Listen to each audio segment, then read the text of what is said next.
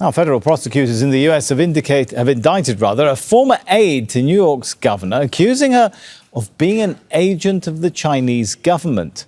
Linda Sun and her husband, Chris Hu, allegedly received millions of dollars in cash and gifts in return for promoting Beijing's interests in New York's state government. Both have pleaded not guilty to the charges and posted bail at a hearing held on Tuesday. New York Governor Kathy Hochul said she fired Sun in 2023 after discovering evidence of misconduct. This isn't the first time China has been implicated in accusations of targeting Western politicians. In April, two British men, one of them a UK parliamentary aide, were charged with providing sensitive information to China. Between 2007 and 2014, a Chinese agent known as Daniel Wu targeted a Belgian far-right member of parliament to influence operations within the EU. China says Western spy agencies are also targeting Chinese officials. In June, Beijing accused the UK of recruiting two Chinese government workers into MI6 by exploiting what it called a strong desire for money. Glenn Carle is a former Deputy National Intelligence Officer at the CIA. He spent 23 years working in the agency's clandestine services. Joins us now live from Boston. Good to have you with us. So, first of all, are we seeing a pattern here? China's espionage activities growing as its economy has grown over the years? I think that's exactly right. This case is unusual in that there is a substantial amount of evidence, concrete evidence that can be used in a court to prosecute and prove that espionage has occurred. More typically with Chinese cases is that their intelligence operations is that there is not hard evidence like this. The incidence of Chinese targeting Western countries increasing goes back about 15 years. It corresponds roughly with the accession of Xi Jinping to power and of China's rise in global power. And then a third thing, the Chinese intelligence services have gone through a major transformation in the past 2 decades and have become world-class capable now, as they were not really prior to that.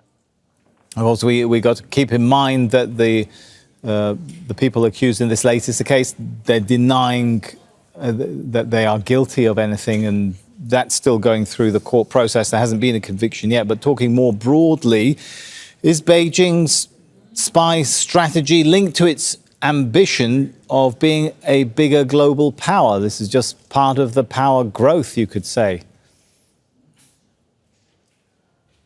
Well, yes, but not only. So their capability increases as their power increases, and so do their definition of national interests.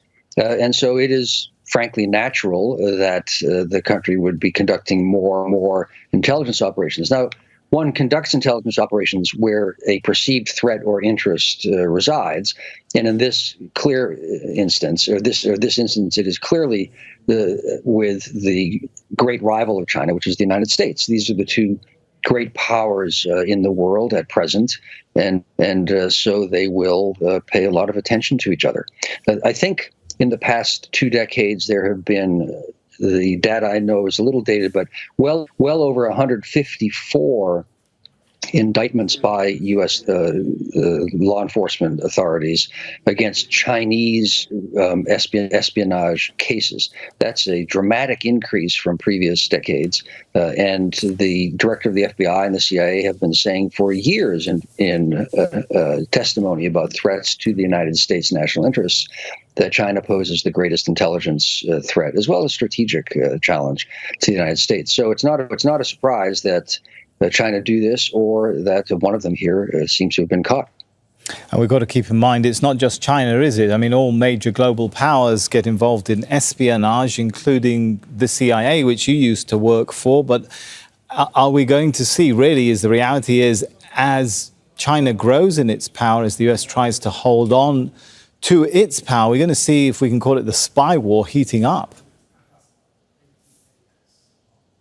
I would say it's already heated up. I mean, there has been a measurable increase in the number of cases that the FBI, which means counterintelligence investigations, that the FBI has opened and conducts concerning Chinese operations in the United States. The same is true, I know, in the United Kingdom and in France and elsewhere.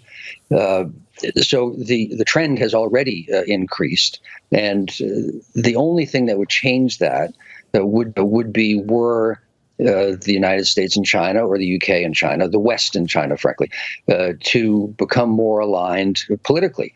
One doesn't spy as much on one's friends as on one's rivals. But other than that, this will happen. It's a